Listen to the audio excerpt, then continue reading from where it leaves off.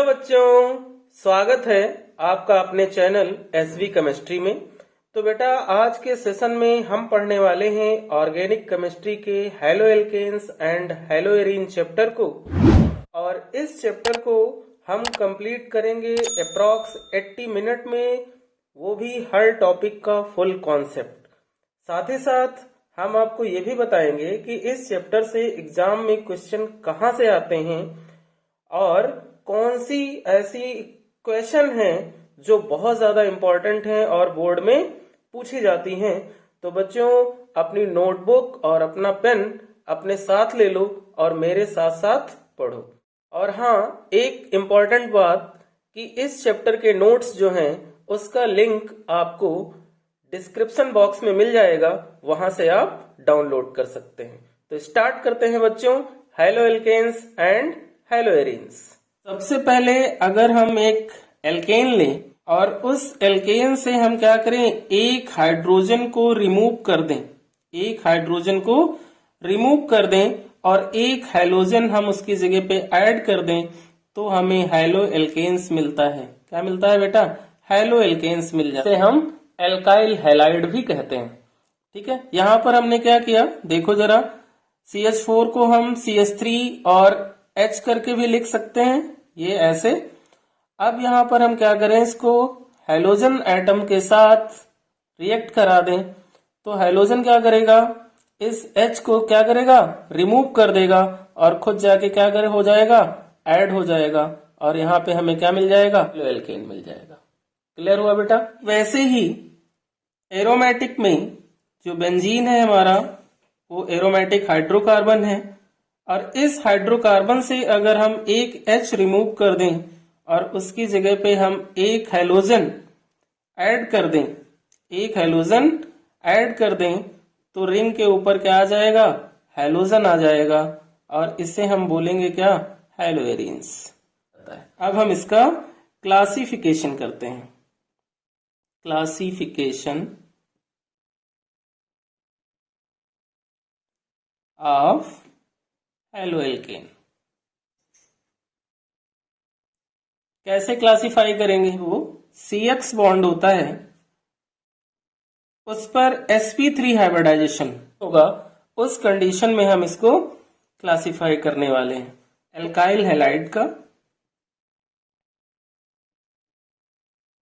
बहुत ही ध्यान से देखना बेटा, एक कार्बन लिया हमने, इस कार्बन पर हमने एक H लगाया, दूसरा H लगाया और एक एल्काइल ग्रुप हमने ऐड किया और साथ में एक हैलोजन लगाया। इसको हम बोलेंगे 1 डिग्री हेलो एल्केन, यानी प्राइमरी हेलो एल्केन। दूसरा हमने एक कार्बन लिया, उस कार्बन पर हमने क्या किया, 2 एल्काइल ग्रुप ऐड किए और 1 हाइड्रोजन एटम ऐड किया और हैलोजन लगाया। ये हो गया हमारा 2 डिग्री, जिसे हम सेकेंडरी हेलो एल्केन कहेंगे। नेक्स्ट कार्बन हमने लिया, उस कार्बन पर तीनों ही के तीनों एल्काइल ग्रुप हमने अटैच किए और क्या लगाया, X लगाया, तो ये 3 डिग्री हेलो एल्केन बना, जिसे हम टर्जरी हेलो एल्केन कहेंगे। कैसे फाइंड किया हमने, कार्बन पर अगर 1 एल्काइल ग्रुप है, 2 हाइड्रोजन एटम है और हैलोजन लगा हुआ है, तो वो 1 डिग्री है।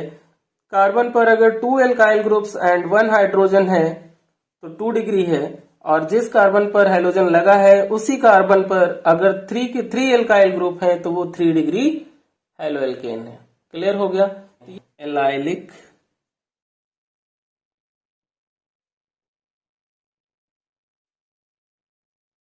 हैलाइड। एलाइलिक हैलाइड को कैसे फाइंड करते हैं बेटा, जिस कार्बन एटम पर हैलोजन अटैच्ड होगा उसके पास वाला जो कार्बन होगा वो डबल बॉन्डेड होगा, तो ये एलाइलिक हैलाइड होगा। ये कैसा हुआ, 1 डिग्री एलाइल हैलाइड हुआ।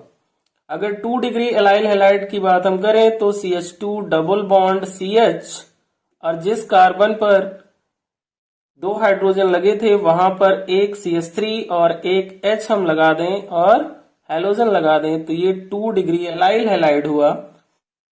और CH2 double bond CH single bond, जिस कार्बन पर हैलोजन अटैच्ड है, अगर उसी कार्बन पर दोनों के दोनों एल्काइल ग्रुप हो गए तो ये हमारा 3 डिग्री एलाइल हैलाइड हुआ। ओके बेटा, अब बेंजाइलिक हैलाइड। बेंजाइलिक हैलाइड में रिंग, क्योंकि बेंजीन रहेगा तभी बेंजाइलिक होगा, रिंग के ऊपर जो कार्बन होगा उस कार्बन पर 2 हाइड्रोजन के एटम अटैच्ड हों और 1 हेलोजन एटम अटैच्ड हो तो ये 1 डिग्री बेंजाइलिक हैलाइड होता है। नेक्स्ट, बेंजीन रिंग पे जो कार्बन लगा होगा उस कार्बन पर अगर 1 एल्काइल ग्रुप, 1 हाइड्रोजन और हेलोजन लगा हुआ हो तो वो 2 डिग्री बेंजाइलिक हैलाइड होगा। रिंग पे अटैच्ड कार्बन पर अगर 2 एल्काइल ग्रुप अटैच्ड हों और 1 हेलोजन एटम अटैच्ड हो तो वो 3 डिग्री बेंजाइलिक हैलाइड होगा। तो हमने जो क्लासिफिकेशन sp3 हाइब्रिडाइजेशन के बेस पे किया, sp3 हाइब्रिडाइजेशन कब होता है? जब कार्बन से बनने वाले बॉन्ड सारे के सारे सिंगल हों, तो वो क्या होता है? sp3 हाइब्रिडाइज्ड कार्बन होता है। एक विसिनल डाइहैलाइड होता है और एक जेम डाइहैलाइड होता है। विसिनल डाइहैलाइड क्या कंडीशन होती है जब वो विसिनल बन जाता है? कई जगह पे हमें लिखा हुआ मिलता है विक डाइहैलाइड। वही जब कार्बन पर 2 Cl लगे हों, 2 कार्बन आपस में अटैच्ड हों और उस पर एक एक Cl लगा हो तो वो विसिनल डाइहैलाइड होता है। और दूसरा है बेटा हमारा जेम डाइहैलाइड। जेम डाइहैलाइड, जेम डाइहैलाइड कैसे पहचानते हैं? पर्टिकुलर कार्बन चेन पर 2 हैलोजन एक साथ लगे होंगे एक कार्बन पे। विसिनल डाइहैलाइड क्या होता है बेटा? विसिनल डाइहैलाइड वो होता है जिसमें कार्बन पर एक एक हैलोजन लगा होगा और वो कार्बन आपस में अटैच्ड होंगे। और जेम डाइहैलाइड वो होगा जिसमें एक कार्बन पर 2 हैलोजन लगे होंगे तो वो जेम डाइहैलाइड होगा। उसके बाद हमारा है विनाइलिक हैलाइड। विनाइलिक हैलाइड,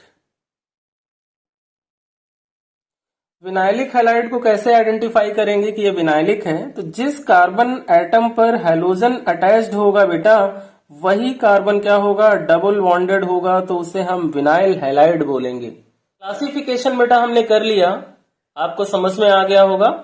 अब हम करेंगे method of preparation of haloalkane. Method जो बेटा है हमारा वो है from alcohols. From alcohols, alcohols से कैसे हम हैलो एल्केन को प्रिपेयर करेंगे। एल्कोहल्स से बहुत सारे रिएजेंट हैं जो रिएक्ट करके हैलो एल्केन देते हैं। जैसे HCl के साथ अगर ZnCl2 यूज करें तो ये हमें क्या देगा? हैलो एल्केन देगा। PCl5 के साथ रिएक्शन एल्कोहल की करेंगे तो ये हैलो एल्केन देगा। PCl3 SOCl2 हाइलोजन के साथ रेड फास्फोरस। यहां पे हम लेते हैं बेटा एल्कोहल, और एल्कोहल को हम रिएक्ट करेंगे डिफरेंट डिफरेंट रिएजेंट के साथ और हैलो एल्केन की फॉर्मेशन करेंगे। एक लाइन यहाँ पे मैं खींच लेता हूं, सारी इक्वेशन एक साथ ही हो जाए। फर्स्ट जो रिएक्शन हम करने वाले हैं वो है हमारी HCl और ZnCl2 की प्रेजेंस में। HCl और ZnCl2 को हम ल्यूकास रिएजेंट भी कहते हैं, जिसे हम एल्कोहल के आइडेंटिफिकेशन में यूज। तो एल्कोहल से बेटा जब HCl और ZnCl2 की रिएक्शन होगी तो हमें प्रिपेयर क्या करना है? हैलो एल्केन करना है। तो Cl क्या होता है? OH को रिप्लेस कर देता है। Cl क्या करेगा? OH को रिप्लेस करेगा, तो यहां पर बनेगा CH3 CH2 Cl। ऐसे ही जब हम एल्कोहल को PCl5 के साथ रिएक्ट कराते हैं तो यहाँ का Cl इथाइल एल्कोहल के OH को रिप्लेस करेगा, हमें देगा क्या? एल्काइल हैलाइड, जिसे हम हैलो एल्केन कहते हैं। प्लस P यहां से, O यहां से और 3Cl यहां से, POCl3 ये बाई प्रोडक्ट देगा। अभी रिमेनिंग क्या बचा? H और Cl, क्या बनेगा? HCl। नेक्स्ट अगर हम PCl3 से इसकी रिएक्शन कराएं एल्कोहल की तो चूंकि 3Cl यहाँ पे है इसलिए हम अल्कोहल के 3 मोल यूज करेंगे। तो यहाँ पर 3 मोल्स ऑफ एल्काइल हैलाइड हमें मिलेगा। क्या मिलेगा? 3 मोल्स ऑफ एल्काइल हैलाइड। और रिमेनिंग क्या बचेगा? 3 मोल्स इसके यूज किए हमने अल्कोहल के, 3 हाइड्रोजन यहाँ पे बचे, 3 ऑक्सीजन यहाँ पे बचे और 1 P यहाँ बचा। तो ये बन जाएगा बेटा H3PO3। नेक्स्ट मेथड जो हमारा है वो SOCl2 के साथ रिएक्ट करने पे है, हेलो एल्केन की फॉर्मेशन। तो Cl क्या करेगा? रिप्लेस करेगा किसको? O एंड H को। तो यहाँ पे क्या बनेगा? CH3CH2 और Cl और प्लस यहाँ पर S और O है, 1 O यहाँ से ले लिया अल्कोहल से तो ये SO2 बनाएगा, प्लस क्या बचा रिमेनिंग H एंड Cl, तो यहाँ से HCl बन जाएगा। नेक्स्ट अगर हम X2 के साथ रेड P को रिएक्ट कराते हैं, X2 जो हमने लिखा है बेटा, X का मीनिंग तो आपको पता है, हैलोजन होता है ना? क्लोरो, क्लोरो, ब्रोमो, आयोडो, ये हमारे हैलोजन है। तो यहां से एक X क्या करेगा? रिप्लेस करेगा यहां से, तो CH3CH2 Cl बनेगा प्लस HOCl बाई प्रोडक्ट हमें मिलेगा हाइपोक्लोरस एसिड। SOCl2 के साथ जो रिएक्शन होती है इसे हम डार्जन प्रोसेस के नाम से भी जानते हैं, डार्जन प्रोसेस।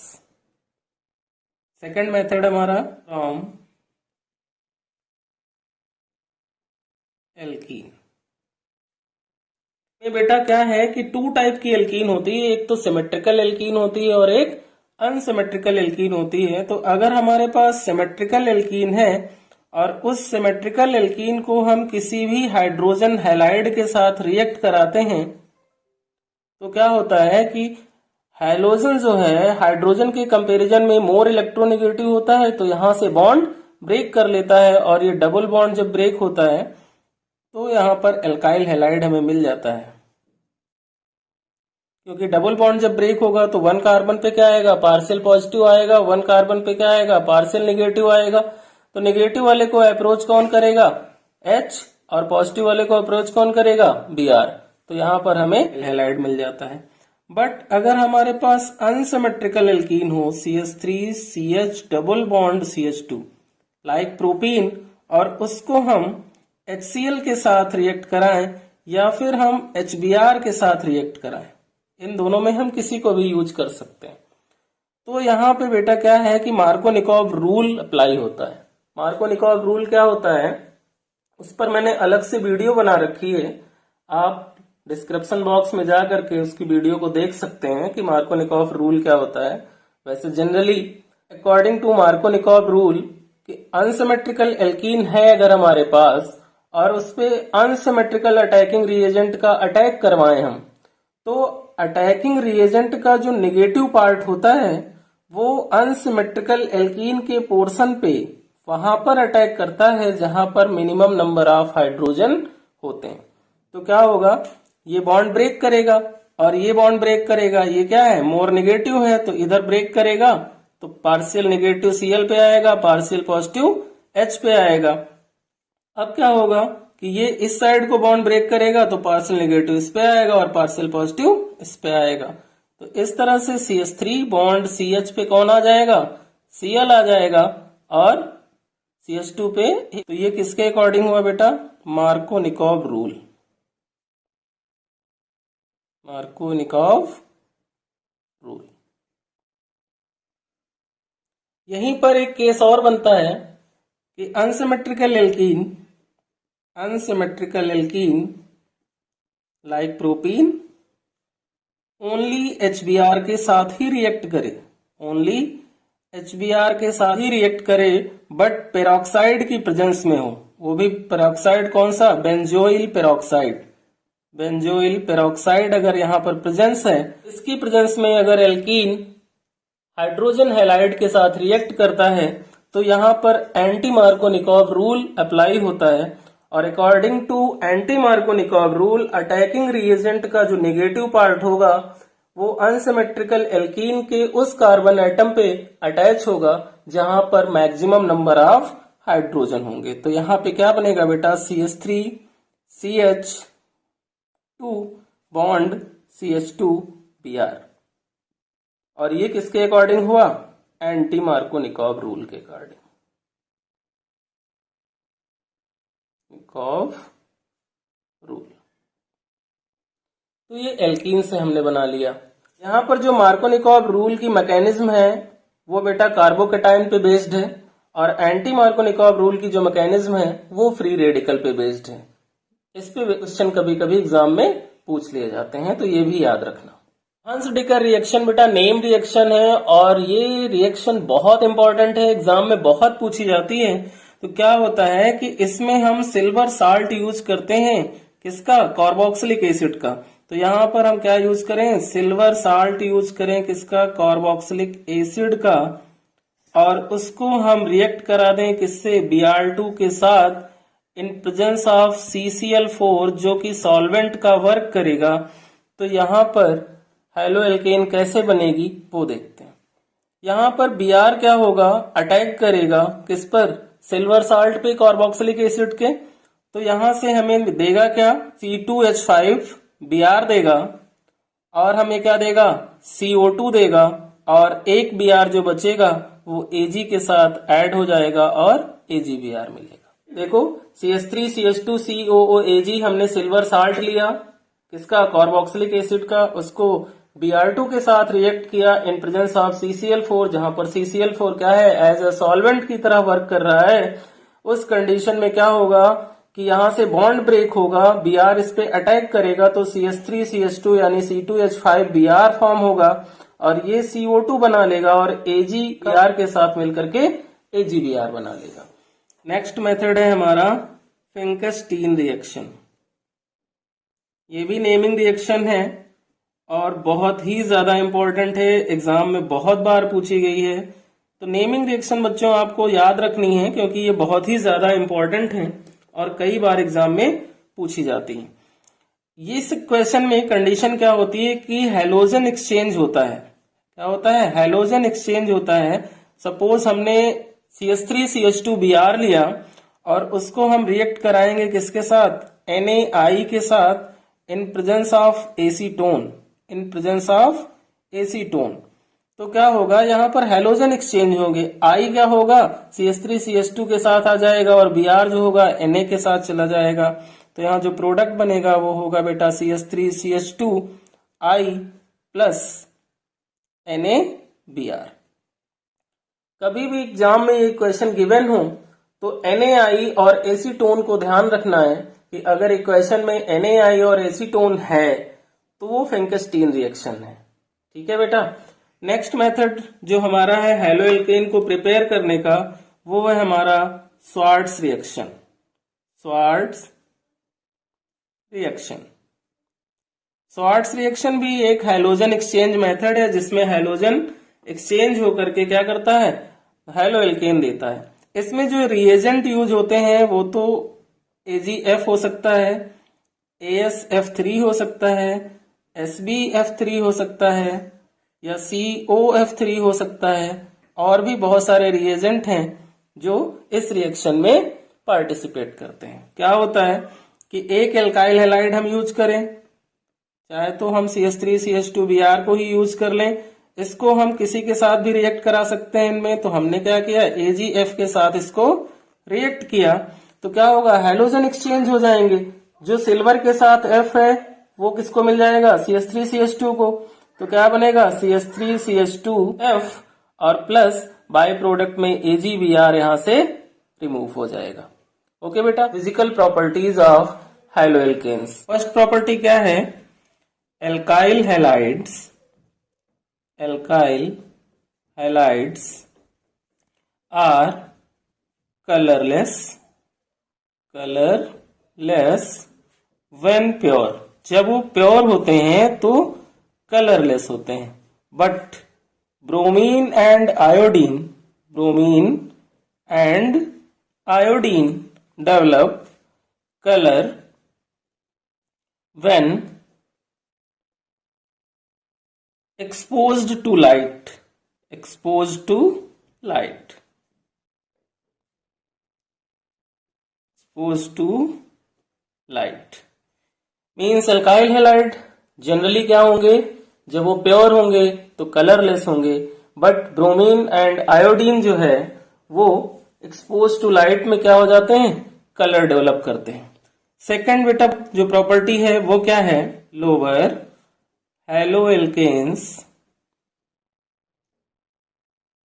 जो होते हैं बेटा वो होते हैं gases,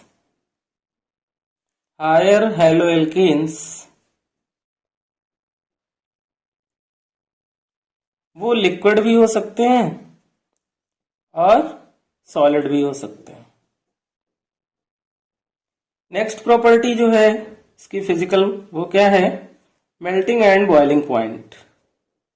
melting and boiling point बेटा बॉइलिंग पॉइंट जो होता है वो डायरेक्टली प्रोपोर्शनल होता है मॉलिक्यूलर मास के, डायरेक्टली प्रोपोर्शनल मॉलिक्यूलर मास के होता है। मींस जितना ज्यादा बड़ा एल्काइल हैलाइड होगा उसका उतना ही ज्यादा बॉइलिंग पॉइंट होगा। और सेकंड कंडीशन ये है कि बॉइलिंग पॉइंट जो होता है वो इनवर्सली प्रोपोर्शनल होता है ब्रांचिंग के, इनवर्सली प्रोपोर्शनल ब्रांचिंग के होता है। ये दो कंडीशन है। ये पॉइंट बहुत ही इंपॉर्टेंट है क्योंकि एग्जाम में क्वेश्चन आता है जिसमें हमें ऑर्डर अरेंज करना होता है कि arrange boiling point order increasing और डिक्रीजिंग। ओके बेटा, तो मोर ब्रांचिंग होगी तो क्या होगा, लेस बॉइलिंग पॉइंट होगा, और लेस ब्रांचिंग होगी तो मोर बॉइलिंग पॉइंट होगा। एग्जाम्पल की हेल्प से इसे समझते हैं कि कैसे कैसे क्वेश्चन आएंगे।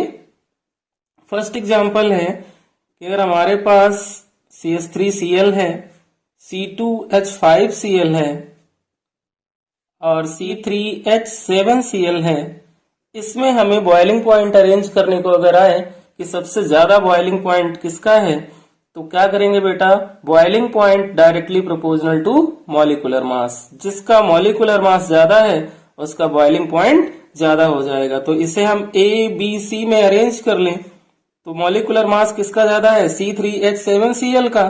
तो जो हमारा ऑर्डर निकल के आएगा इसका बॉइलिंग पॉइंट का इंक्रीजिंग ऑर्डर वो ये होगा कि C का बॉइलिंग पॉइंट सबसे ज्यादा है, B का उससे कम है और A का उससे कम है। नेक्स्ट टाइप का एग्जांपल करते हैं बेटा, जब हमारे पास एल्काइल ग्रुप सेम लगे हों, एल्काइल ग्रुप कैसे हों, सेम हों, और हैलोजन एटम जो है वो डिफरेंट लगे हुए हों, हैलोजन एटम कैसे हों, डिफरेंट लगे हुए हों, कुछ इस तरीके से, तो उस कंडीशन में हम कैसे बॉइलिंग पॉइंट अरेंज करेंगे। तो बेटा पीरियोडिक टेबल में अप टू डाउन मूव करने पे हमारे जो हैलोजन अरेंज होते हैं वो फ्लोरो, क्लोरो, ब्रोमो, आयोडो इस तरह से अरेंज होते हैं, है ना। जब अप टू डाउन हम मूव करते हैं उस कंडीशन में क्या होता है, एटॉमिक मास, इनका एटॉमिक मास एंड साइज दोनों ही इंक्रीज हो जाते हैं। तो जब एटॉमिक मास एंड साइज दोनों इंक्रीज होंगे तो बॉइलिंग पॉइंट भी क्या होगा, इंक्रीज हो जाए। तो यहां पर जो सबसे ज्यादा बॉइलिंग पॉइंट होगा वो किसका होगा बेटा, आयोडीन का होगा, उसके बाद किसका होगा, ब्रोमीन का होगा, उसके बाद किसका होगा, क्लोरीन का होगा। तो जो यहाँ पे ऑर्डर आएगा वो हमारा क्या बनेगा, ABC। इस तरह से हम यहाँ पर भी ऑर्डर फाइंड कर सकते हैं कि किसका बॉइलिंग पॉइंट सबसे ज्यादा है और किसका बॉइलिंग पॉइंट सबसे कम है। नेक्स्ट टाइप का जो क्वेश्चन आता है उसका एग्जाम्पल करते हैं बेटा हम। वो क्वेश्चन होता है आइसोमेरिक हैलोएल्केन का। जैसे ये हमने क्लोरोब्यूटेन का एग्जाम्पल लिया, इसका first isomer, second isomer and third isomer, ये 3 टाइप के आइसोमर शो करते हैं। उस कंडीशन में किसका सबसे ज्यादा बॉइलिंग पॉइंट होगा, तो हमने यहाँ पे आपको क्या बताया है कि बॉइलिंग पॉइंट जो होता है वो इनवर्सली प्रोपोर्शनल होता है किसके, ब्रांचिंग के, यानी कि जितनी ज्यादा ब्रांचिंग होगी उतना ही लेस बॉइलिंग पॉइंट होगा। तो इन तीनों में सबसे ज्यादा ब्रांचिंग किसमें है, थर्ड वाले में। तो सबसे कम बॉइलिंग पॉइंट जो होगा वो किसका होगा, थर्ड वाले का होगा। तो जो यहाँ पर हमारा बॉइलिंग पॉइंट का ऑर्डर आएगा बेटा, जो बॉइलिंग पॉइंट का हमारा ऑर्डर होगा वो क्या होगा, सबसे कम हमारा C का है तो सबसे ज्यादा A का, और उसके बाद B का, और फिर उसके बाद C का। तो इस तरह से यहाँ पर हम बॉइलिंग पॉइंट का ऑर्डर अरेंज कर लेंगे। नेक्स्ट प्रॉपर्टी जो है बेटा हमारी वो है सोल्युबिलिटी, कि हैलो एल्केन्स की सोल्युबिलिटी कैसे होती है। सोल्युबिलिटी कैसे होती है, तो halo alkanes are insoluble in water. अब ऐसा क्यों होता है, क्यों ये वाटर इनसोल्यूबल होते हैं, है ना, इस बात को हम समझते हैं। तो बेटा हाइड्रोजन बॉन्डिंग जो होती है वो वाटर में होती है। हाइड्रोजन बॉन्डिंग कहाँ होती है, वाटर में होती है। और टू वाटर के मॉलिक्यूल्स जो है वो ऐड होकर के हाइड्रोजन बॉन्डिंग करते हैं, कुछ ऐसे। ये हमारा क्या हुआ, ये हमारा हाइड्रोजन बॉन्ड हो गया। अब यहां पर हम एक एल्काइल हैलाइड ले लें, CH3Cl। Cl मोर इलेक्ट्रोनेगेटिव है, ये बॉन्ड ब्रेक करेगा, इस पे नेगेटिव चार्ज और इस पे पॉजिटिव चार्ज आएगा। ठीक, तो हाइड्रोजन बॉन्ड जो होता है वो पोलर बॉन्ड से, ये क्या शो करता है, पोलैरिटी शो करता है एल्काइल हैलाइड। तो पोलर बॉन्ड से क्या होता है, स्ट्रांग होता है। तो क्या ये एल्काइल हैलाइड इस हाइड्रोजन बॉन्ड को इजिली ब्रेक कर सकेगा, नहीं कर सकेगा। इसके लिए इसे क्या करनी होगी, मोर एनर्जी की रिक्वायरमेंट होगी। सो ये do not break hydrogen bond, इसलिए हैलो एल्केन्स इनसोल्यूबल होते हैं वाटर में। Chemical properties of halo alkanes में सबसे पहली हमारी केमिकल प्रॉपर्टी जो है वो है न्यूक्लियोफिलिक सब्स्टिट्यूशन रिएक्शन। न्यूक्लियोफाइल जो होता है वो यहाँ पर हमारा एल्काइल हैलाइड पे अटैक करता है। क्यों, क्योंकि जो न्यूक्लियोफाइल होता है उस पे क्या होता है, नेगेटिव चार्ज होता है। न्यूक्लियोफाइल पे क्या होता है, नेगेटिव चार्ज होता है, और इसका जो होता है वो पॉजिटिव से अफेक्शन होता है। क्या होता है बच्चों, पॉजिटिव से इसका अफेक्शन होता है, ठीक है ना। तो पॉजिटिव के साथ जब इसका अफेक्शन होगा, इसका मतलब ये जाके अटैक करेगा किस पे, पॉजिटिव पे अटैक करेगा। तो एग्जाम्पल से समझते हैं कैसे।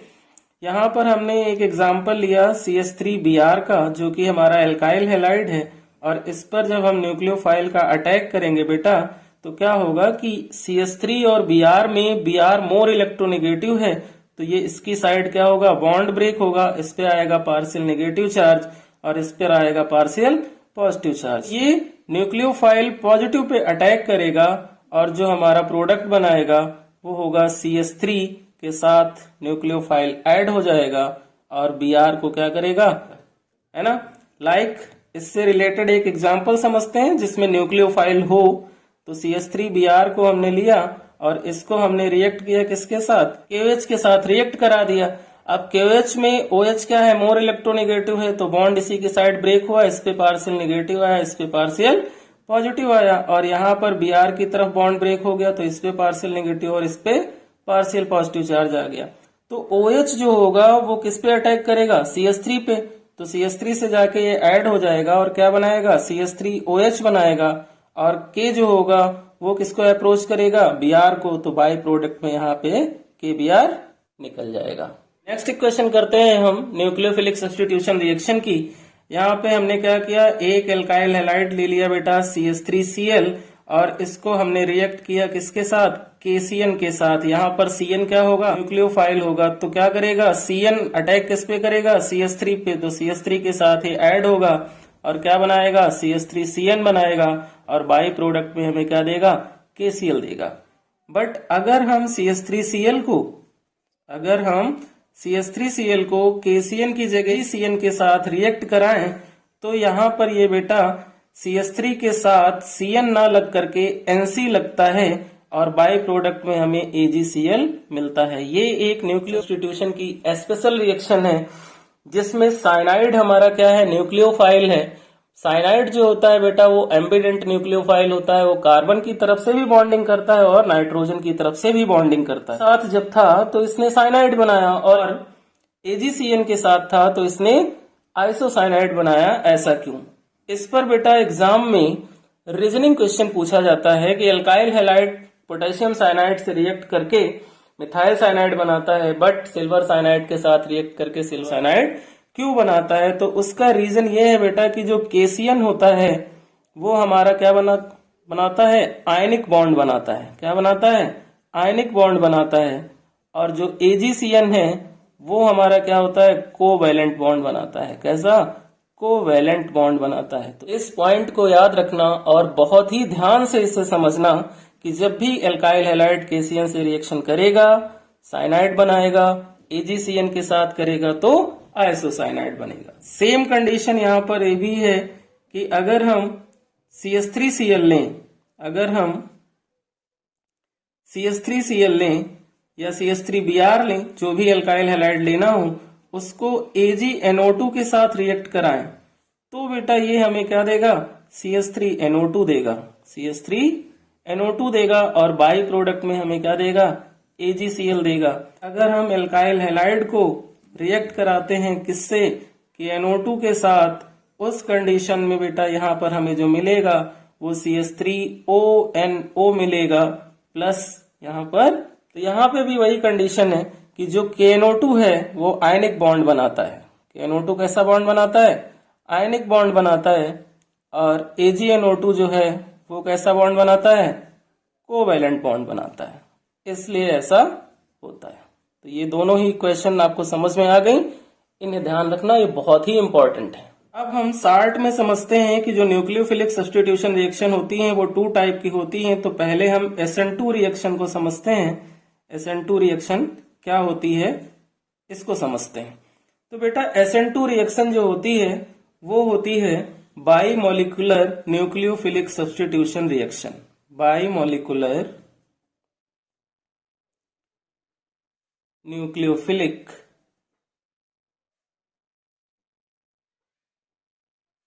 Substitution reaction.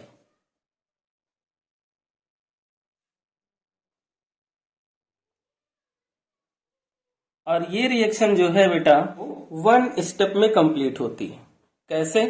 एग्जाम्पल से समझते हैं। यहां पर हमने एक कार्बन लिया, इस कार्बन से हमने क्या किया? एक हाइड्रोजन अटैच्ड किया और एक ये डॉटर लाइन से हमने एल्काइल ग्रुप इस पे अटैच्ड कर दिया और एक ये हमने इस पे क्या किया? एक और एल्काइल ग्रुप अटैच्ड किया R डैश, और इससे हमने ऐड किया किसको? हैलोजन को ऐड कर दिया। अब ये जो एल्काइल हैलाइड हमने लिया है बेटा, इसमें जो ये R डैश है ये हमारा कौन सा है? बेस बॉन्ड है। क्या है? Base bond. ये टुवर्ड्स होता है ऑब्जर्वर के, और R जो है वो हमारा क्या है? डैश बॉन्ड है। ये डैश बॉन्ड जो होता है ये होता है अवे फ्रॉम ऑब्जर्वर। यानी कि बेस बॉन्ड जो होता है वो 3 डायमेंशनल स्ट्रक्चर में हमारे सामने होता है और डैश बॉन्ड जो होता है वो हमारे पीछे होता है, यानी बैक में। अब बेटा जब इस पर न्यूक्लियोफाइल अटैक करेगा तो क्या होगा? जब न्यूक्लियोफाइल अटैक करेगा बेटा तो न्यूक्लियोफाइल हमारा नेगेटिव चार्ज का है। यहां पर क्या होगा कि X पर पार्शियल नेगेटिव और कार्बन पर पार्शियल पॉजिटिव चार्ज जनरेट होंगे जब ये बॉन्ड ब्रेक होगा। तो न्यूक्लियोफाइल यहां से अटैक करने तो चलेगा, बट रास्ते में इससे क्या मिल जाएगा? हैलोजन। और जैसे ही हैलोजन मिलेगा इसके इलेक्ट्रॉन क्या होंगे? आपस में रिपल्सन करने लगेंगे। इसलिए यहाँ पर न्यूक्लियोफाइल फ्रंट अटैक ना करके कौन सा अटैक करेगा बेटा? बैक अटैक करेगा, पीछे से जाके अटैक करेगा ताकि इलेक्ट्रॉनों का रिपल्सन ना हो। और यहां पर हमें पोलर अप्रोटिक सॉल्वेंट की रिक्वायरमेंट होती है। पोलर अप्रोटिक सॉल्वेंट, ठीक है। तो जब न्यूक्लियोफाइल ने बैक अटैक किया तो न्यूक्लियोफाइल यहाँ पे क्या हुआ? ऐड हो गया, और ये जो है कार्बन और हाइड्रोजन हमारा इस साइड आ गया, और ये हमारा डैश बॉन्ड ऐसे हो गया, और ये हमारा जो बेस बॉन्ड था वो यहाँ पे आ गया बेटा। तो इस कंडीशन में हमें ये देखने को मिला कि जब न्यूक्लियोफाइल इस एल्काइल हैलाइड पे रिएक्ट कर रहा है तो यहाँ पर बैक अटैक हो रहा है, क्योंकि फ्रंट से क्या हो रहा है? रिपल्सन हो जा रहा है। हाइड्रोजन पे नेगेटिव चार्ज है और न्यूक्लियोफाइल पे भी नेगेटिव चार्ज है। तो उस कंडीशन में यहाँ जो कंपाउंड मिल रहा है वो कैसा है, वो है Walden inversion compound, Walden inversion compound. ये क्वेश्चन भी एग्जाम में कई बार पूछा गया है कि SN2 रिएक्शन में जो कंपाउंड बनता है वो कैसा होता है। तो ये बच्चों वाल्डेन इन्वर्जन कंपाउंड होता है। अब इस रिएक्शन का जो रेट होता है बेटा, इस रिएक्शन का जो रेट होता है वो किस पे डिपेंड करेगा, वो हमारा डिपेंड करेगा एल्काइल हैलाइड पे और न्यूक्लियोफाइल पे। एक पॉइंट इसका ये भी याद रखने वाला है, ठीक। तो उस कंडीशन में यहां पर क्या होगा, जो रिएक्टिविटी ऑर्डर होगा, क्या होगा, रिएक्टिविटी ऑर्डर वो हमारा हो जाएगा 1 डिग्री, 2 डिग्री, 3 डिग्री। और ऐसा हुआ क्यों कि रिएक्टिविटी का ऑर्डर जो आया वो 1 डिग्री, 2 डिग्री और 3 डिग्री हो गया। तो बेटा जितने ज्यादा यहाँ एल्काइल ग्रुप बढ़ते चले जाएंगे उतना ही ज्यादा क्या होता जाएगा, ये बल्कि होता चला जाएगा, यानी कि क्राउडनेस बढ़ती चली जाएगी और न्यूक्लियोफाइल को यहाँ से हैलोजन को रिमूव करने में काफी ज्यादा एनर्जी की रिक्वायरमेंट होगी। और इसलिए जितना छोटा एल्काइल हैलाइड होगा, यानी कि 1 डिग्री एल्काइल हैलाइड पे सबसे ज्यादा न्यूक्लियोफाइल जल्दी अटैक करेगा और प्रोडक्ट की फॉर्मेशन करेगा। तो रेट को हम ये भी कह सकते हैं कि इसका जो रेट है बेटा वो क्या है, रेट इसका 1 अपॉन स्टेरिक हिंड्रेंस है। रेट इसका क्या है बेटा, 1 अपॉन स्टेरिक हिंड्रेंस, यानी कि जितना स्टेरिक हिंड्रेंस बढ़ेगा उतना ज्यादा रेट इसका क्या होगा, कम होगा। मीन्स रिएक्शन की स्पीड क्या होगी, कम हो जाएगी, है ना बेटा। तो स्टेरिक हिंड्रेंस जितना कम होगा रिएक्टिविटी उतनी ही ज्यादा होगी। और एक पॉइंट और है जो कि एग्जाम में उससे भी रिलेटेड क्वेश्चन आते हैं कि यहाँ पर स्ट्रॉन्ग न्यूक्लियोफाइल की जरूरत होती है। कैसा, स्ट्रॉन्ग न्यूक्लियोफाइल की हमें जरूरत होती है, लाइक KOH एक्सेट्रा, ठीक है। तो ये थी हमारी बेटा SN2 रिएक्शन। अगर SN1 और SN2 रिएक्शन को बेटा आप फुल डिटेल में पढ़ना चाहते हैं तो डिस्क्रिप्शन बॉक्स में आपको उसका लिंक मिल जाएगा। मैंने उस पर अलग से वीडियो बना रखी है, आप वहां पर जाकर उसे देख सकते हैं। ये जो पोलर अप्रोटिक सॉल्वेंट है वो लाइक एसीटोन, एसीटोन जो होता है वो पोलर अप्रोटिक सॉल्वेंट होता है। अब हम बेटा समझते हैं कि SN1 रिएक्शन क्या होती है। SN1 रिएक्शन, तो SN1 रिएक्शन को बेटा हम यूनिमोलिकुलर न्यूक्लियोफिलिक सब्स्टिट्यूशन रिएक्शन भी कहते हैं। क्या कहते हैं, unimolecular nucleophilic substitution reaction, unimolecular nucleophilic substitution reaction.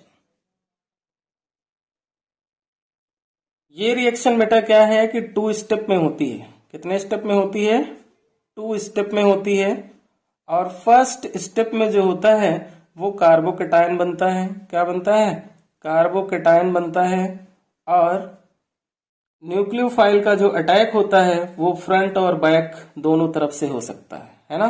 Attack जो होगा न्यूक्लियोफाइल का, अटैक ऑफ न्यूक्लियोफाइल वो बैक और फ्रंट दोनों साइड से हो सकता है।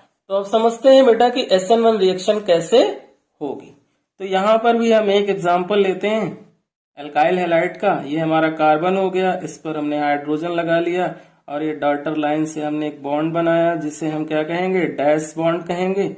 और एक ये हमने बेस बॉन्ड बनाया। ये 3 डायमेंशनल स्ट्रक्चर है एल्काइल हैलाइड का। ये हमारा क्या है, बेस बॉन्ड है। और ये हमारा हो गया R डैश, और इस पे हमने क्या ऐड कर दिया, एल्काइल हैलाइड ऐड कर दिया। इस पर हमने एल्काइल हैलाइड को ऐड कर दिया।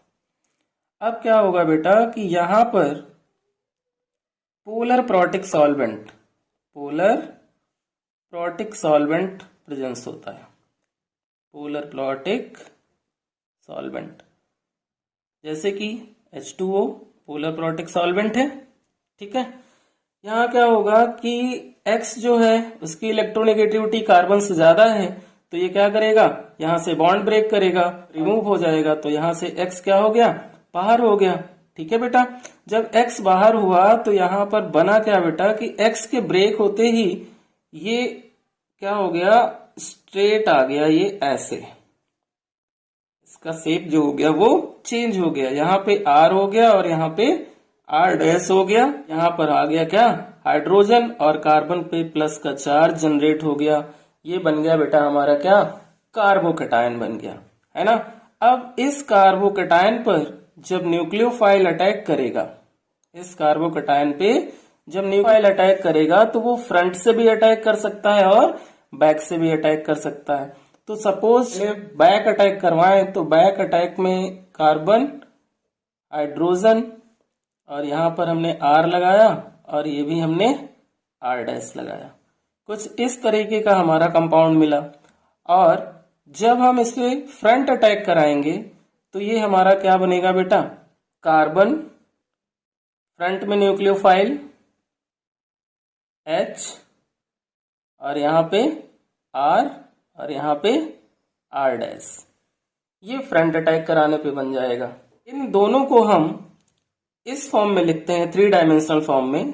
तो ये कैसे होंगे कि बैक अटैक जब होगा तो न्यूक्लियोफाइल इस पे अटैक करेगा, हाइड्रोजन कुछ इस तरह से अरेंज हो जाएगा, डैश बॉन्ड हमारा ऐसे हो जाएगा और बेस बॉन्ड हमारा ऐसे हो जाएगा जब हम बैक अटैक इस पे करेंगे। ये हमारा R है और ये हमारा R डैश। और जब फ्रंट अटैक होगा तो कार्बन पर न्यूक्लियोफाइल जो होगा वो ऐसे ऐड होगा यहाँ पर, और उस कंडीशन में इसकी जो पोजीशन होगी हाइड्रोजन की वो ये होगी, और इसका जो डैश बॉन्ड होगा वो ये होगा, और इसका बेस बॉन्ड जो होगा वो ऐसे होगा, R डैश। तो यहाँ पे बेटा क्या हुआ, ये तो हमने नॉर्मल स्ट्रक्चर में लिख दिया था कि जब यहाँ पर न्यूक्लियोफाइल फ्रंट से अटैक करेगा तो कैसे होगा, बैक से अटैक करेगा तो कैसे होगा। लेकिन जो एक्चुअल 3 डायमेंशनल स्ट्रक्चर बनेगा वो कुछ इस टाइप का होगा। तो बेटा ये जो हमारा बैक वाला होता है ये इन्वर्जन कंपाउंड होता है। क्या होता है, इन्वर्जन कंपाउंड होता है। और ये जो फ्रंट अटैक वाला होता है ये हमारा रिटेंशन कंपाउंड होता है, ठीक है ना। और इन्वर्जन और रिटेंशन जब दोनों ही मिलते हैं तो क्या बनता है, रेसिमिक मिक्सचर, रेसिमिक मिक्सचर मिलता है। यानी कि SN1 रिएक्शन से हमें क्या मिलता है, रेसिमिक मिक्सचर मिलता है। जैसे SN2 से हमें क्या मिल रहा था, वाल्डेन इन्वर्जन कंपाउंड। अब यहां पर बेटा जो रिएक्टिविटी ऑर्डर होगा, वो रिएक्टिविटी ऑर्डर जो होगा वो होगा 3 डिग्री, 2 डिग्री, 1 डिग्री। ऐसा क्यों हुआ, क्योंकि यहाँ पर कार्बोकैटायन बन रहा है और 3 डिग्री कार्बोकैटायन जो होता है वो सबसे ज्यादा स्टेबल होता है और उसकी रिएक्टिविटी ज्यादा होती है। और यहाँ पर वीक न्यूक्लियोफाइल की हमें रिक्वायरमेंट होती है, लाइक H2O।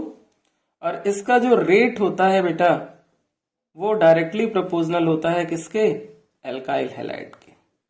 तो ये इसमें वो सारे पॉइंट हमने मेंशन किए हैं जिन पर एग्जाम में बेस्ड क्वेश्चन आते हैं।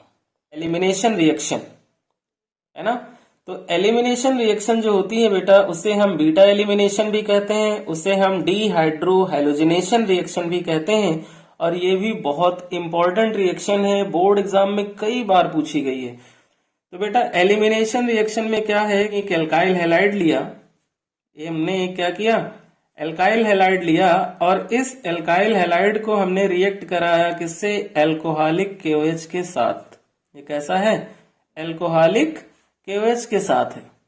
तो क्या होगा बेटा कि ये बीटा एलिमिनेशन है, यानी जिस कार्बन पर हैलोजन लगा है वो क्या होता है, अल्फा होता है। उसके पास वाला कार्बन क्या है, बीटा, और उस पे लगे हाइड्रोजन क्या, बीटा हाइड्रोजन है। तो यहाँ पर OH जो है वो K से ज्यादा इलेक्ट्रोनेगेटिव है, इसलिए बॉन्ड OH की साइड में क्या हो गया, ब्रेक हो गया, और इस पे आ गया पार्शियल नेगेटिव और इस पे आ गया पार्शियल पॉजिटिव। एल्काइल हैलाइड में हमने CH3 CH2 Cl लिया है, तो CH3 को हम जरा CH2 में कन्वर्ट कर ले रहे हैं और कार्बन पर एक हाइड्रोजन यहाँ पे हम लगा दे रहे हैं, थोड़ा समझने में आसानी हो जाएगी। तो होगा क्या कि ये हाइड्रोजन जब यहां से ब्रेक होगा, ये हाइड्रोजन जब यहां से ब्रेक होगा तो इस कार्बन पर, बीटा कार्बन पर पार्शियल नेगेटिव चार्ज आएगा और ये क्लोरीन मोर इलेक्ट्रोनेगेटिव है। जब ये बॉन्ड ब्रेक करेगा तो इस क्लोरीन पे पार्शियल नेगेटिव और इस अल्फा कार्बन पे पार्शियल पहुंचेगा।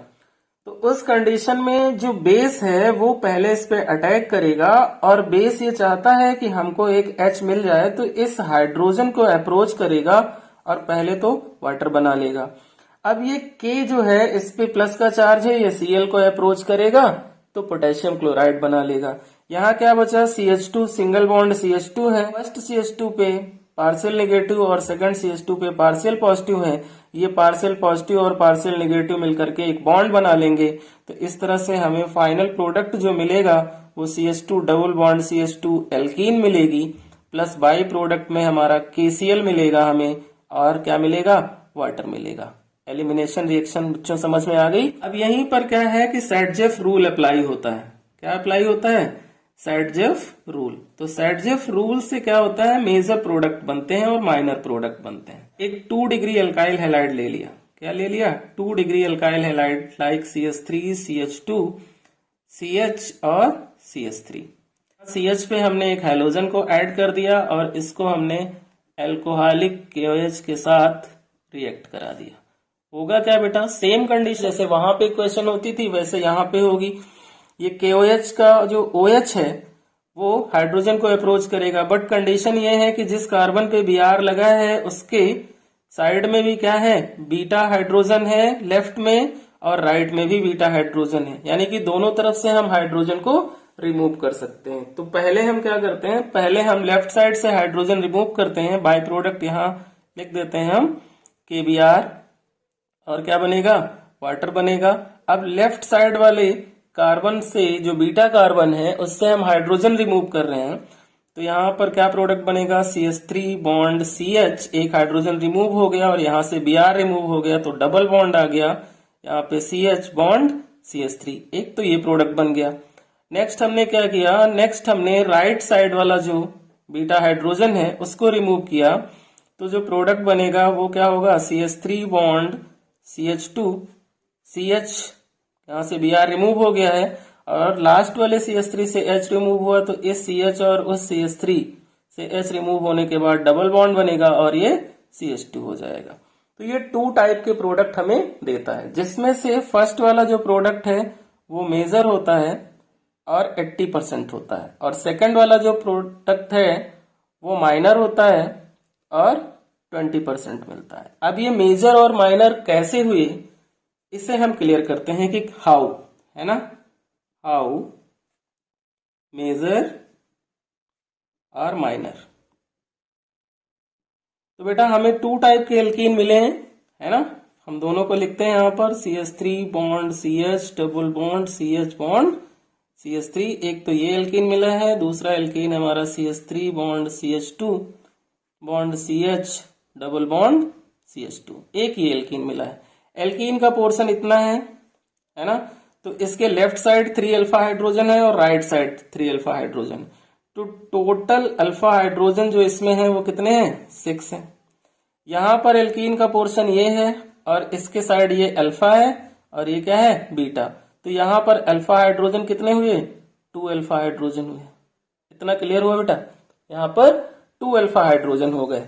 अब क्या होगा कि स्टेबिलिटी किसकी ज्यादा होगी, जिसके पास ज्यादा अल्फा हाइड्रोजन होंगे वो सबसे ज्यादा स्टेबल होगा, और जितना ज्यादा स्टेबल होगा उतना ही ज्यादा वो मेजर प्रोडक्ट होगा। तो स्टेबल कौन हुआ, यहाँ ये स्टेबल हुआ।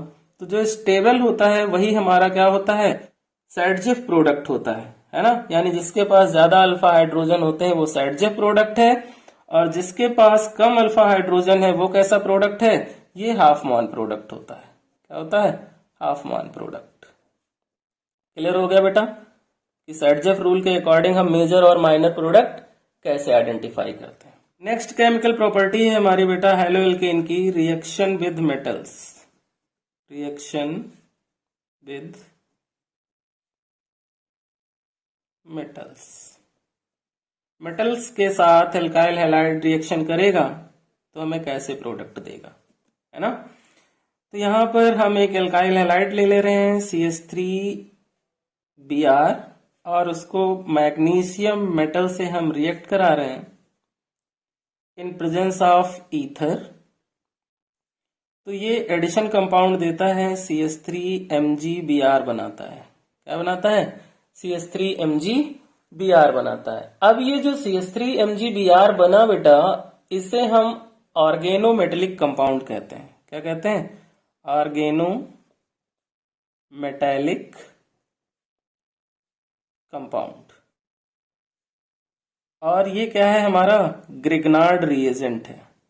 क्या है? Grignard reagent.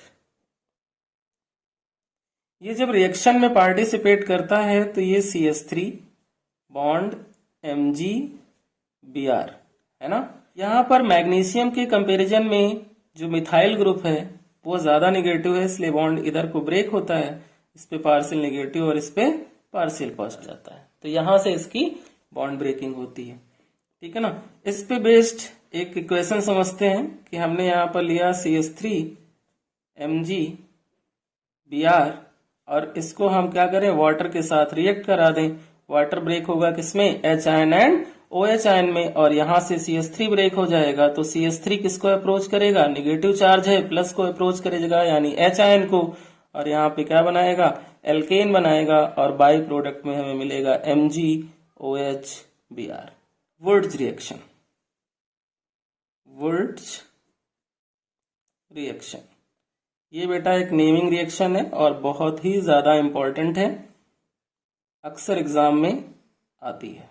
यहाँ पर हम क्या लें? एल्काइल हैलाइड, कोई सा भी एल्काइल हैलाइड ले सकते हो आप, है ना। चाहे CH3Cl लो, चाहे CH3Br लो, इसको सोडियम मेटल के साथ रिएक्ट करा दो और 1 मोल यहाँ पर एल्काइल हैलाइड का और ले लो in presence of dry ether. In presence of dry ether होगा क्या कि यहाँ पर 2Cl है हमारे पास, इसलिए हमने 2 मोल्स ऑफ Na ले लिया, और ये यहाँ से क्या करेगा? Cl बॉन्ड ब्रेक करके निकल जाएंगे Na के साथ, और बाई प्रोडक्ट मिलेगा NaCl, और ये CH3 एल्केन बना लेंगे, और बाई प्रोडक्ट NaCl हमें यहाँ से मिल जाएगा। ये हमारी वुर्ट्ज रिएक्शन थी बेटा। कंडीशन ये है कि वुर्ट्ज रिएक्शन जो है कभी भी अनसिमेट्रिकल एल्केन नहीं बनाती है हैलोएरिन्स। क्लासिफिकेशन में क्या है? एरोमेटिक हाइड्रोकार्बन पे अगर हम एक हैलोजन ऐड करें तो वो हमारा हैलोएरीन हो जाता है। क्या हो जाता है? हैलोएरीन।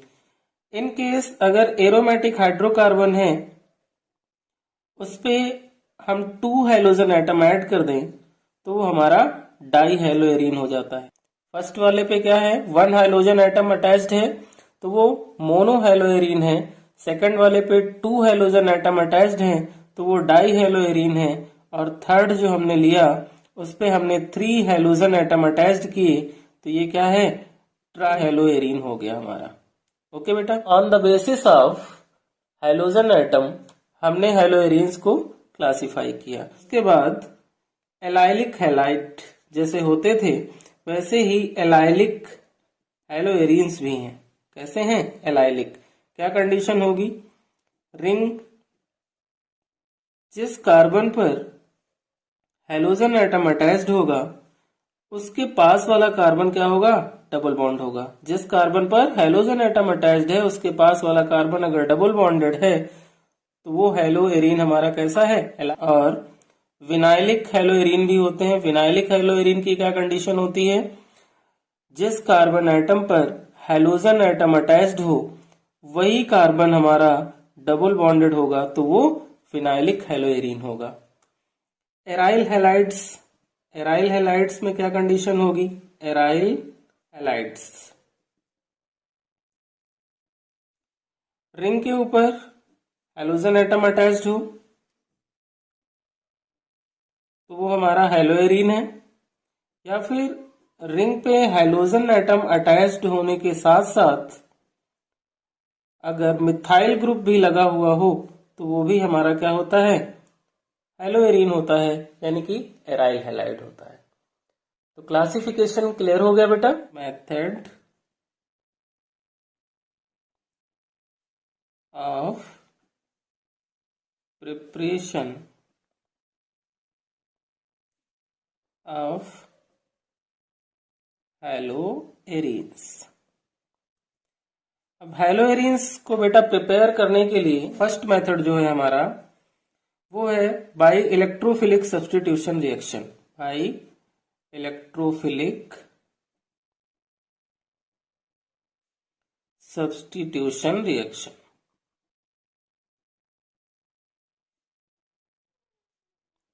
इलेक्ट्रोफिलिक सब्स्टिट्यूशन रिएक्शन मीन्स क्या होगा? हैलोजिनेशन। हैलोजिनेशन में क्या होता है बेटा? हैलोजिनेशन में हम लेंगे बेंजीन रिंग और बेंजीन पे रिएक्शन कराएंगे हम किसकी? Cl2 की, इन प्रेजेंस ऑफ FeCl3, वो भी डार्क में। तो क्या होगा? जो Cl2 है बेटा वो हमें इलेक्ट्रोफाइल देगा। Cl2 हमें क्या देगा? इलेक्ट्रोफाइल देगा, और वो इलेक्ट्रोफाइल रिंग पर अटैक करेगा। तो इलेक्ट्रोफाइल बेटा पॉजिटिव होता है, तो यहां से जो हमें इलेक्ट्रोफाइल मिलेगा वो क्या होगा? Cl+। ये हमारा क्या होगा? इलेक्ट्रोफाइल होगा।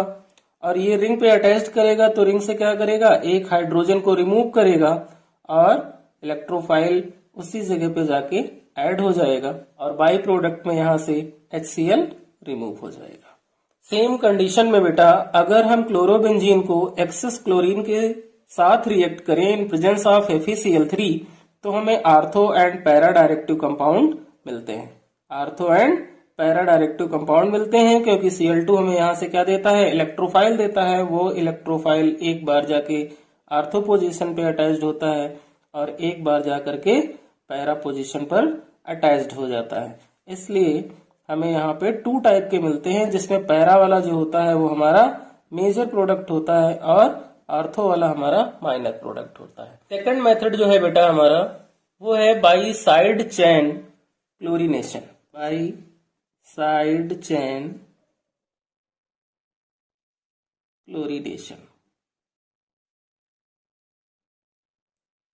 क्या होगा कि मिथाइल बेंजीन लेंगे हम।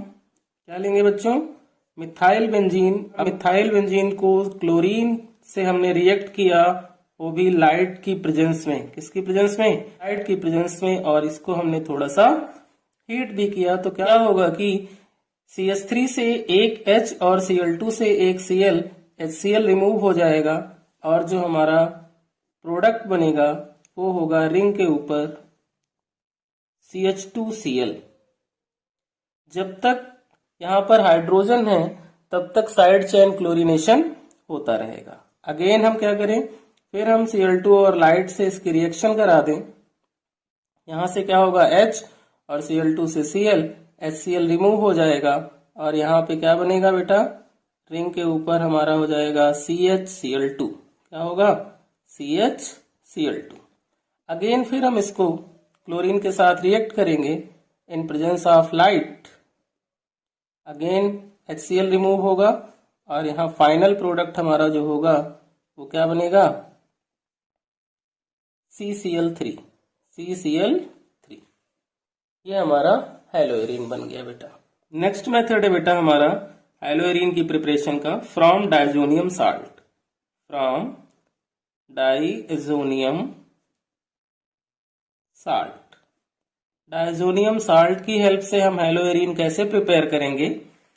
तो बेटा सबसे पहले क्या करें? हम NaNO2 को, सोडियम नाइट्राइट को HCl के साथ रिएक्ट करें, तो ये हमें क्या देता है? HNO2 देता है और NaCl देता है। उसके बाद हम यहाँ पर क्या लेंगे? एनिलीन लेंगे। क्या लेंगे बेटा? एनिलीन। और उस एनिलीन को किसके साथ? HNO2 और HCl के साथ 0 से 5 डिग्री सेल्सियस, 0 से 5 डिग्री सेल्सियस पर हम इसको रिएक्ट करेंगे। तो यहाँ पर क्या होगा? बेंजीन डायजोनियम क्लोराइड बनेगा। एक N यहाँ से, एक N रिंग से, ये हो गया N2, और HCl से एक Cl, N2Cl, plus by product में 2H, 3H, 4H और 2 ऑक्सीजन। बाई प्रोडक्ट में 2H2O इवॉल्व हो जाएगा। डायजोनियम साल्ट से बेटा हमें 2 टाइप की रिएक्शन मिलती हैं। एक तो हमें मिलती है सैंडमेयर रिएक्शन और दूसरी होती है गाटरमैन। तो सबसे पहले हम सैंडमेयर रिएक्शन को डिस्कस करते हैं कि सैंडमेयर रिएक्शन से हम हैलोएरिन की प्रिपरेशन कैसे। तो उसी साल्ट का हम यूज यहाँ पे करने वाले हैं जो अभी हमने एनिलीन से बनाया है। किससे बनाया है? एनिलीन की रिएक्शन HNO2 और HCl से 0 to 5 डिग्री सेल्सियस पे करवा के हमने डायजोनियम साल्ट की प्रिपरेशन की और उस डायजोनियम साल्ट को हम यहाँ पर यूज करने वाले हैं। तो डायजोनियम साल्ट यहाँ पर क्या करेगा? CuCl CuCl ऑब्लिक HCl के साथ और हमें क्या देगा? क्लोरोबेंजीन देगा और हमें क्लोरोबेंजीन देगा और बाई प्रोडक्ट में यहां से N2 रिमूव हो जाएगा। इन केस यहां पर CuBr ऑब्लिक HBr यूज करें तो हमें यहां से ब्रोमोबेंजीन की फॉर्मेशन मिलेगी। यहां से क्या मिलेगा? ब्रोमोबेंजीन और नाइट्रोजन गैस इवॉल्व होगी। अब अगर हमें आयोडोबेंजीन की फॉर्मेशन करनी है तो आयोडोबेंजीन जो होगा वो भी डायजोनियम साल्ट से ही फॉर्म होता है। तो यहाँ पर हमने क्या यूज किया? N2Cl यूज किया। इसको हम Ki के साथ रिएक्ट कराएंगे तो हमें यहाँ पर आयोडोबेंजीन मिलेगा। यहाँ पर हमें क्या मिलेगा? आयोडोबेंजीन मिलेगा और यहाँ एक तो N2 गैस इवॉल्व हो जाएगी और दूसरी पोटेशियम के साथ कौन जाएगा? Cl। तो ये हमारी सैंडमेयर रिएक्शन है। अब सेकंड वाली करते हैं गाटरमैन रिएक्शन।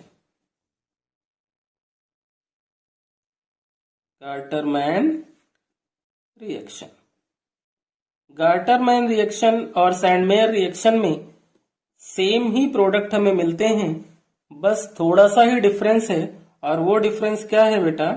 वो आप इस इक्वेशन में देखेंगे तो आपको क्लियर हो जाएगा। यहाँ पे हमने क्या लिया? यहाँ पे हमने डायजोनियम साल्ट ले लिया। इस डायजोनियम साल्ट को हम अगेन रिएक्ट करने वाले हैं किसके साथ? जो रिएजेंट है यहाँ पर क्या हो जाएगा? Cu/HBr। वहां क्या था? CuBr/HBr और यहाँ पर Cu/HBr है। उस कंडीशन में यहाँ पे क्या बनेगा? ब्रोमोबेंजीन हमें मिलेगी और बाय प्रोडक्ट में नाइट्रोजन गैस रिमूव हो जाएगी। इन केस Cu/HCl अगर हम यूज करते हैं तो यहाँ पर हमें क्लोरोबेंजीन मिल जाएगा। क्लोरोबेंजीन और नाइट्रोजन गैस इवॉल्व हो जाएगी। अगर हम यहाँ पर एनिलीन यूज करें, क्या यूज करें? एनिलीन, बेंजीन रिंग के ऊपर NH2 और उसको हम HBF4 से रिएक्ट कराएं। HBF4 से रिएक्ट कराएं किसकी प्रेजेंस में? NaNO2 की प्रेजेंस में हम इसको क्या करें? हीट कर दें। NaNO2 की प्रेजेंस में हम क्या करें बेटा? इसको हीट कर दें। तो उस कंडीशन में हमें क्या मिलेगा? फ्लोरोबेंजीन मिलेगी। क्या मिलेगी? फ्लोरोबेंजीन। फिजिकल प्रॉपर्टीज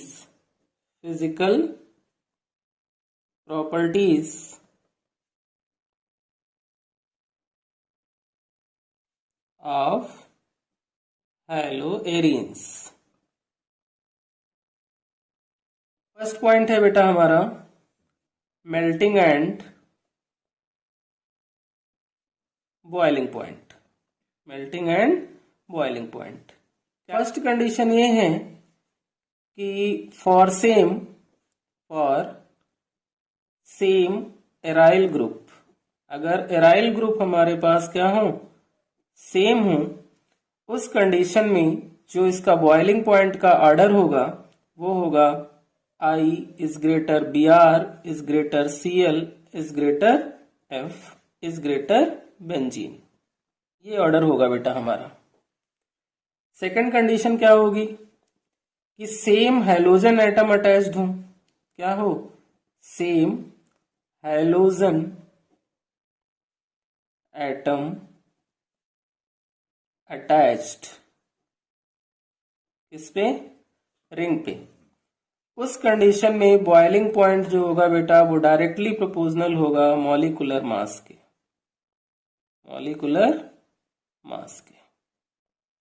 और थर्ड कंडीशन ये है कि when isomeric aryl halide, when isomeric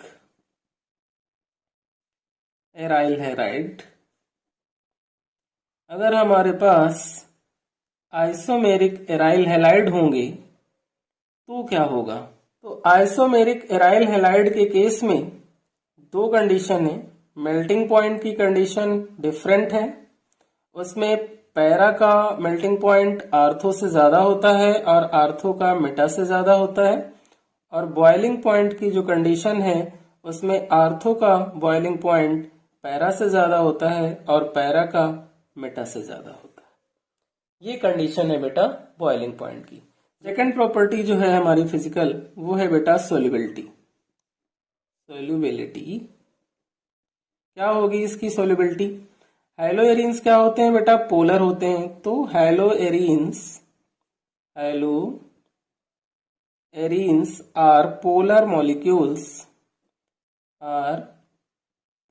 molecules, so they are insoluble in water,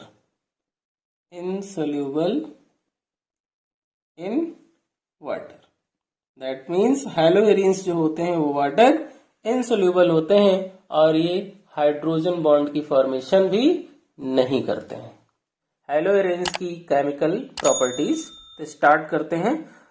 first type की जो ये केमिकल रिएक्शन देते हैं वो है न्यूक्लियोफिलिक सब्स्टिट्यूशन रिएक्शन।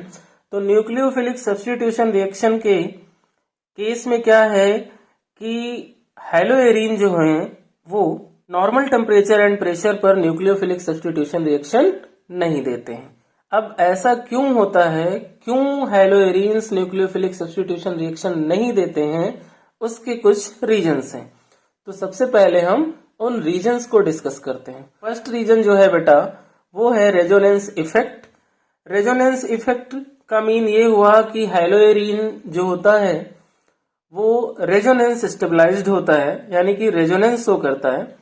Cl जो होता है वो अपने इलेक्ट्रॉन पेयर को बेंजीन को डोनेट करता है और फिर बेंजीन अपना बॉन्ड ब्रेक करता है। उस केस में इसके रेजोनेटिंग स्ट्रक्चर्स बनते हैं। तो जब रेजोनेटिंग स्ट्रक्चर बनते हैं तो क्या होता है कि कार्बन और क्लोरीन के between partial double bond character generate हो जाता है। इसके बिटवीन कार्बन एंड क्लोरीन के बिटवीन जो है partial double bond character generate हो जाता है। और उस केस में क्या होता है कि इस पार्शियल डबल बॉन्ड कैरेक्टर होने की वजह से जो CCl बॉन्ड है वो इजिली ब्रेक नहीं होता है, इसलिए ये न्यूक्लियोफिलिक सब्स्टिट्यूशन रिएक्शन को नॉर्मल टेम्परेचर एंड प्रेशर पर नहीं देते हैं। सेकंड रीजन जो है वो है बेटा instability of phenyl cation. Phenyl cation की इनस्टेबिलिटी का मतलब ये हुआ कि सेल्फ आयनाइजेशन जो है वो हैलोएरिन्स का पॉसिबल नहीं होता है, क्योंकि यह रेजोनेंस शो करता है। इसलिए जो SN1 रिएक्शन की मैकेनिज्म है वो रूल आउट हो जाती है। इसका जो थर्ड रीजन है बेटा वो ये है कि हैलोएरिन्स जो है वो भी इलेक्ट्रॉन रिच होते हैं और न्यूक्लियोफाइल भी इलेक्ट्रॉन रिच होते हैं। तो दोनों जब इलेक्ट्रॉन रिच होते हैं उस कंडीशन में जब न्यूक्लियोफाइल हैलोएरिन पर अटैक करता है तो दोनों ही न्यूक्लियोफाइल की तरह वर्क करते हैं और दोनों ही क्या हैं, इलेक्ट्रॉन रिच हैं, इसलिए आपस में क्या करते हैं, रिपेल करने लगते हैं। इसलिए वहां से हैलोजन का सब्स्टिट्यूशन नहीं हो पाता। फोर्थ रीजन जो है इसका बेटा वो है हाइब्रिडाइजेशन डिफरेंस। क्योंकि जो हैलोएरिन है बेटा वो क्या करता है, sp2 हाइब्रिडाइजेशन शो करता है, क्योंकि यहाँ पर क्या है, डबल बॉन्ड है अल्टरनेट पोजीशन पे, इसलिए ये क्या करेगा, ये sp2 हाइब्रिडाइज्ड हो जाएगा। और सेम कंडीशन में अगर हम देखें तो एल्काइल हैलाइड जो होता है वो हमारा कैसा होता है, sp3 हाइब्रिडाइज्ड होता है। एल्काइल हैलाइड sp3 हाइब्रिडाइज्ड होता है। तो S कैरेक्टर जो हैलोएरिन में होते हैं वो होते हैं 33.33% और S कैरेक्टर जो हैलोएल्केन में होते हैं वो कितने होते हैं, 25%। तो बेटा S कैरेक्टर जो है वो डायरेक्टली प्रोपोर्शनल होता है इलेक्ट्रोनिगेटिविटी के। दैट मीन्स कि जब S कैरेक्टर ज्यादा होगा तो इलेक्ट्रोनिगेटिविटी भी ज्यादा होगी और उस कंडीशन में इलेक्ट्रॉन को दूर नहीं जाने देगा, होल्ड करके रखेगा और बॉन्ड ब्रेक नहीं हो पाएगा। इस तरह से ये 4 रीजन बनते हैं जिसकी वजह से हैलोएरीन न्यूक्लियोफिलिक सब्स्टिट्यूशन रिएक्शन नहीं देते हैं। यहाँ पर बोर्ड एग्जाम में कई बार ये क्वेश्चन भी आया है, हैलोएरीन्स न्यूक्लियोफिलिक सब्स्टिट्यूशन रिएक्शन देते भी हैं, लेकिन कंडीशन क्या है, अंडर डायस्ट्रिक कंडीशन पर ये न्यूक्लियोफिलिक सब्स्टिट्यूशन रिएक्शन देंगे। तो बट अंडर डायस्ट्रिक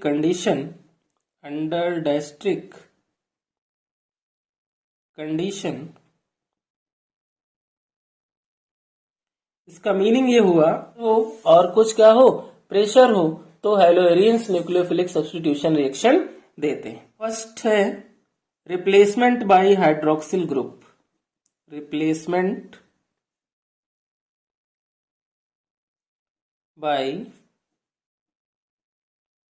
हाइड्रोक्सिल ग्रुप। कैसे? यहां पर हमने क्या लिया बेटा, क्लोरोबेंजीन ले ली। यहाँ पे हमने क्लोरोबेंजीन ली और इस क्लोरोबेंजीन को हम रिएक्ट करेंगे किसके साथ, NaOH के साथ रिएक्ट करेंगे। किसके साथ रिएक्ट करेंगे, NaOH के साथ रिएक्ट करेंगे। बट यहाँ पर क्या होगा बेटा कि कुछ टेम्परेचर और कुछ प्रेशर होगा, लाइक 623 केल्विन टेम्परेचर हम यूज करें और 300 ATM प्रेशर अगर हम रखें इसका, तो यहाँ से जो ONa है वो Cl को क्या करेगा, रिप्लेस करेगा और पहले एक इंटरमीडिएट कंपाउंड बनाएगा जिसे हम कहेंगे सोडियम फिनॉक्साइड। क्या कहेंगे, सोडियम फिनॉक्साइड। तो यहाँ ONa ने क्या किया, Cl को रिप्लेस कर दिया और जो Cl था उसने H के साथ मिलकर के बाई प्रोडक्ट यहाँ से HCl रिमूव कर दिया।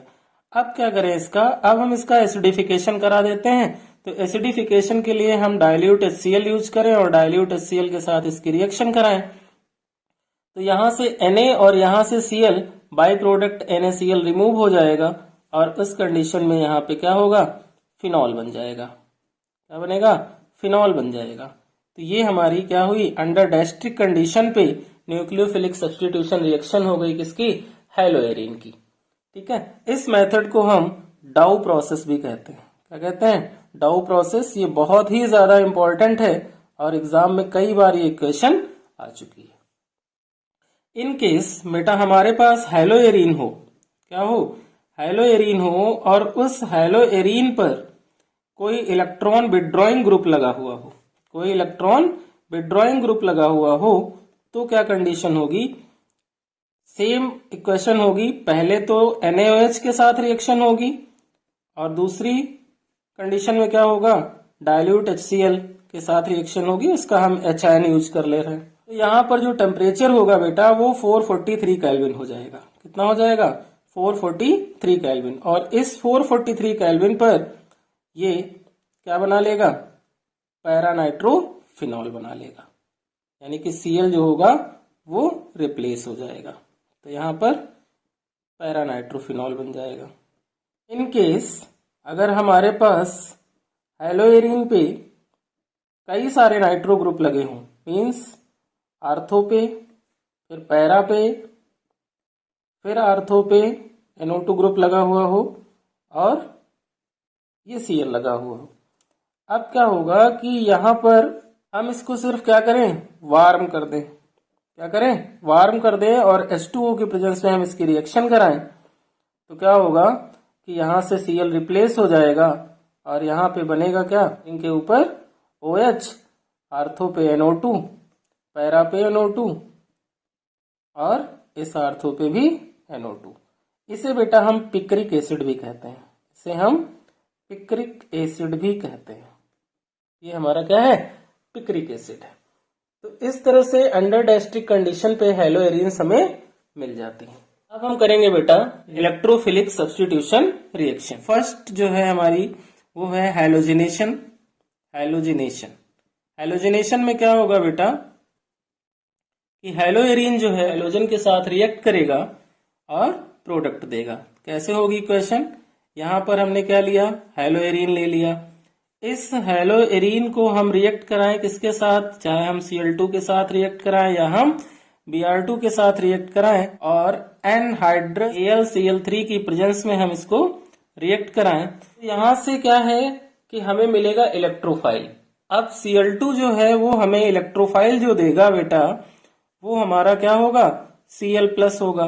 और ये Cl+ आर्थो पोजीशन से H को रिमूव कर सकता है और पैरा पोजीशन से भी H को रिमूव कर सकता है।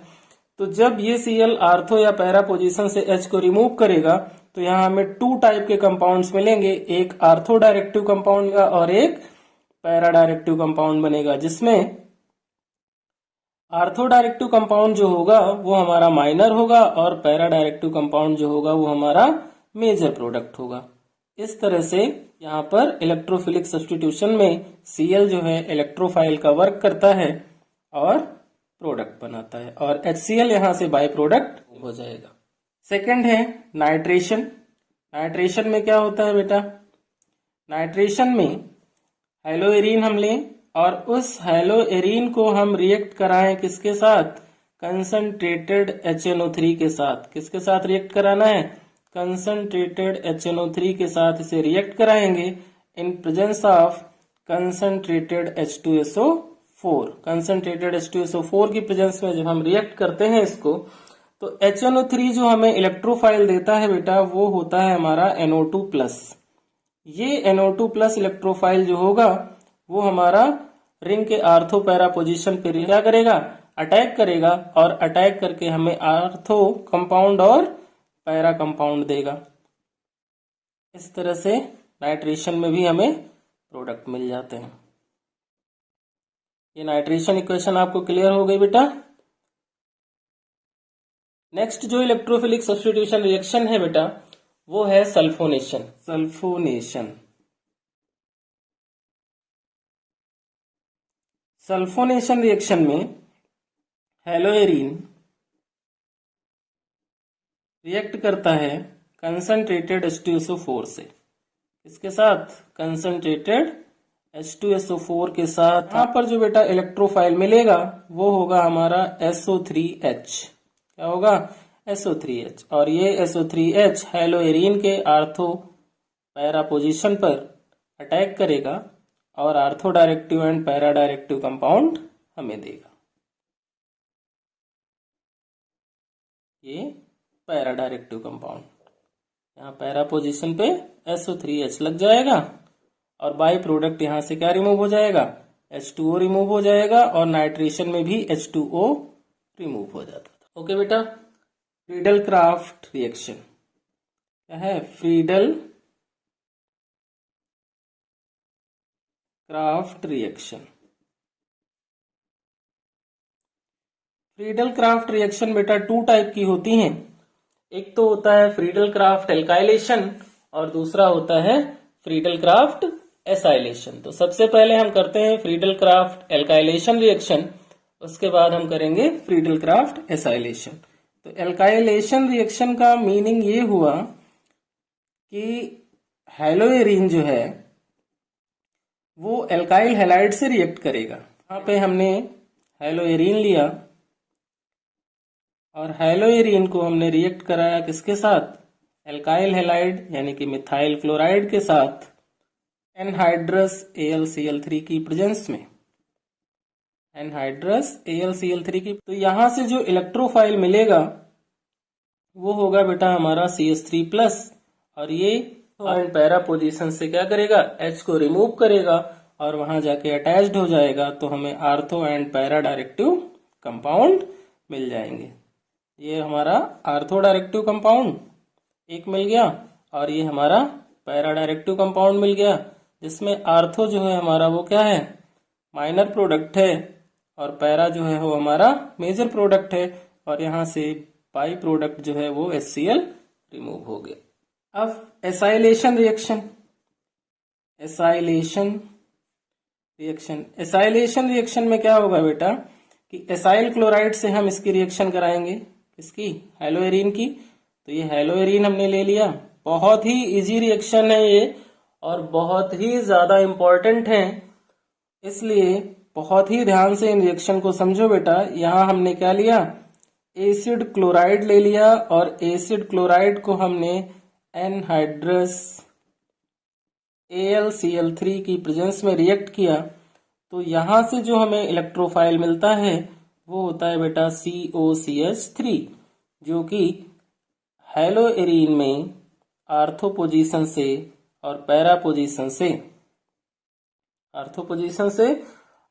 पोजीशन से क्या करता है, H को रिमूव करता है और वहां पे जाकर अटैच्ड हो जाता है, जिससे हमें एक मेजर और एक माइनर प्रोडक्ट मिल जाता है। ये हमारा मेजर प्रोडक्ट हो गया। Reaction with metals. First reaction जो है हमारी वो है वुड्स-फिटिक रिएक्शन, एक नेमिंग रिएक्शन है और ये कैसे होती है उसको समझते हैं। क्लोरोबेंजीन या ब्रोमोबेंजीन वो हमारा क्या हो गया, एराइल हैलाइड हो गया। इसको हम क्या करेंगे, सोडियम मेटल के साथ रिएक्ट करेंगे और 1 मोल हम यूज करेंगे किसका, एल्काइल हैलाइड का। 1 मोल हमने यूज किया किसका, एल्काइल हैलाइड का, और 1 मोल यूज किया हमने एराइल हैलाइड का। सोडियम मेटल से रिएक्शन कराई ड्राई ईथर की प्रेजेंस में। अब क्या होगा यहाँ पे कि Na के हम 2 मोल्स यूज करेंगे तो ये Na हैलोएरीन से एक Cl और एल्काइल हैलाइड से एक Cl लेकर के बाई प्रोडक्ट में 2 NaCl यहाँ से रिमूव हो जाएगा और यहाँ पे बचेगी रिंग और रिंग के ऊपर लगेगा क्या, CH3। ये हमारा क्या बन गया, मिथाइल बेंजीन, जिसे हम टोलुइन भी कहते हैं। नेक्स्ट इक्वेशन है बेटा हमारी फिटिक रिएक्शन। फिटिक रिएक्शन में क्या होता है बेटा कि दोनों ही मोल्स हैलोएरीन के यूज होते हैं। तो हैलोएरीन्स के यहाँ पे हम क्या करेंगे, 2 मोल्स लेंगे, इसको भी हम सोडियम मेटल के साथ रिएक्ट करेंगे। तो सोडियम मेटल क्या करेगा, हैलोएरीन्स से दोनों Cl को रिमूव करेगा इन प्रेजेंस ऑफ ड्राई ईथर। ये भी रिएक्शन होगी। सोडियम ने क्या किया, हैलोएरीन से दोनों Cl को रिमूव किया और उस कंडीशन में यहाँ पे बनेगा डाइफिनाइल या बाइफिनाइल, क्योंकि दोनों ही रिंग क्या होंगे, आपस में अटैच्ड हो जाएंगे।